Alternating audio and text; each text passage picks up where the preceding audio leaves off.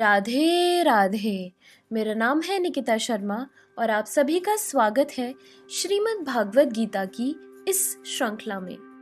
पिछली वीडियो में हमने श्रीमद् भागवत गीता के 6ठे अध्याय के श्लोकों को संपूर्ण किया है। उस अध्याय में श्री कृष्ण कर्म योग और कर्म संन्यास के बीच तुलनात्मक मूल्यांकन जारी रखते हैं। उन्होंने दोहराया कि कर्म संन्यास की तुलना में कर्म योग अधिक व्यवहारिक मार्ग है। जब भक्ति के साथ कार्य किया जाता है तो यह मन को शुद्ध करता है और आध्यात्मिक अनुभूति को बढ़ाता है। मन तब शांत हो जाता है और ध्यान उन्नति का प्राथमिक साधन बन जाता है। योगी ध्यान के माध्यम से मन को जीतने का प्रयास करते हैं, क्योंकि एक प्रशिक्षित मन सबसे अच्छा दोस्त है और एक अप्रशिक्षित मन एक आध्यात्मिक आकांक्षी के लिए सबसे बड़ा दुश्मन हो सकता है। श्री कृष्ण अर्जुन को सावधान करते हैं कि केवल घोर तपस्या करने से व्यक्ति आध्यात्मिक पथ पर आगे नहीं बढ़ सकता। इसीलिए भोजन, नींद, काम, मनोरंजन आदि जैसे मूलभूत आवश्यकताओं में भी संयम बनाए रखना चाहिए। श्री कृष्ण तब योग साधना या भगवान के साथ मन को जोड़ने के लिए साधना की व्याख्या करते हैं। वे कहते हैं कि जिस प्रकार वायुहीन स्थान में दीपक नहीं टिमटिमाता, उसी प्रकार साधक को अपने मन को ध्यान में स्थिर रखने का अभ्यास करना चाहिए। वे मानते हैं कि मन को वश में करना कठिन है, परंतु अभ्यास और वैराग्य से इसे वश में किया जा सकता है। इसीलिए जब भी यह भटकता है, इसे वापस लाने और भगवान पर ध्यान केंद्रित करने की आवश्यकता होती है।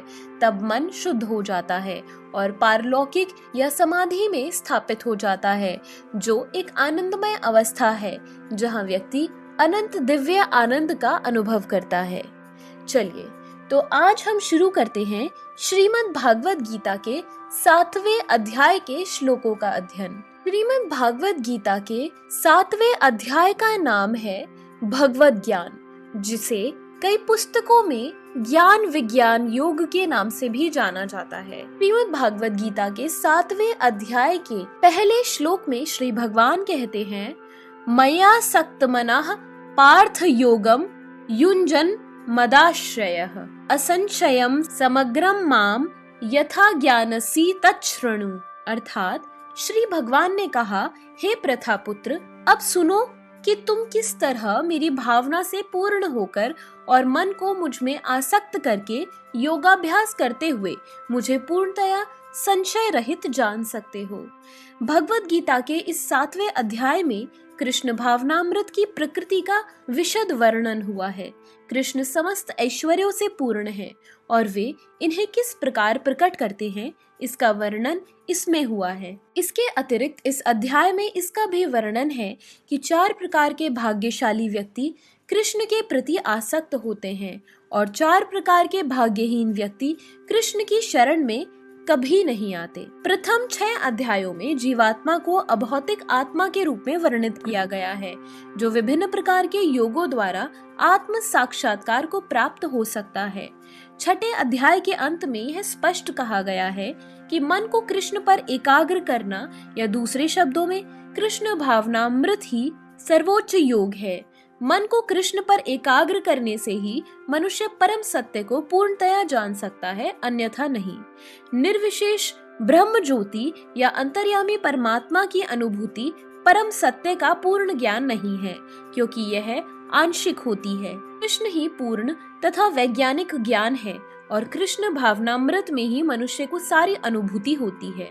पूर्ण कृष्ण भावनामृत में मनुष्य जान पाता है कि कृष्ण ही निसंदेह परम ज्ञान है। विभिन्न प्रकार के योग तो कृष्ण भावनामृत के मार्ग के सोपान सदृश हैं।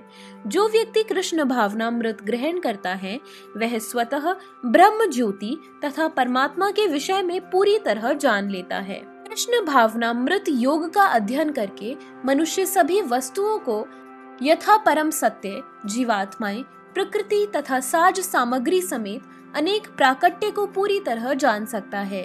अतः मनुष्य को चाहिए कि छठे अध्याय के अंतिम श्लोक के अनुसार योग का अभ्यास करे। परमेश्वर कृष्ण पर ध्यान की एकाग्रता को नवधा भक्ति के द्वारा संभव बनाया जाता है, जिसमें श्रवणम अग्रणी एवं सबसे महत्वपूर्ण है।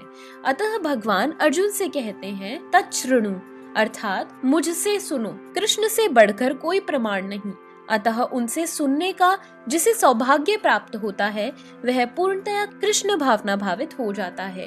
अतः मनुष्य को या तो साक्षात कृष्ण से या कृष्ण के शुद्ध भक्त से सीखना चाहिए, न कि अपनी शिक्षा का अभिमान करने वाले अभक्त से। परम सत्य श्री भगवान कृष्ण को जानने की विधि का वर्णन श्रीमद् भागवत के प्रथम स्कंद के द्वितीय अध्याय में इस प्रकार दिया हुआ है।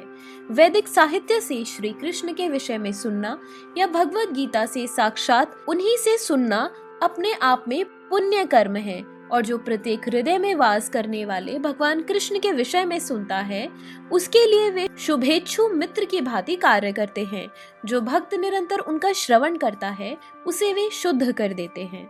उस प्रकार भक्त अपने सुप्त दिव्य ज्ञान को फिर से पा लेता है। जो वह भागवत तथा भक्तों से कृष्ण के विषय में अधिकाधिक सुनता है, त्यों त्यों वह भगवत भक्ति में स्थिर होता जाता है।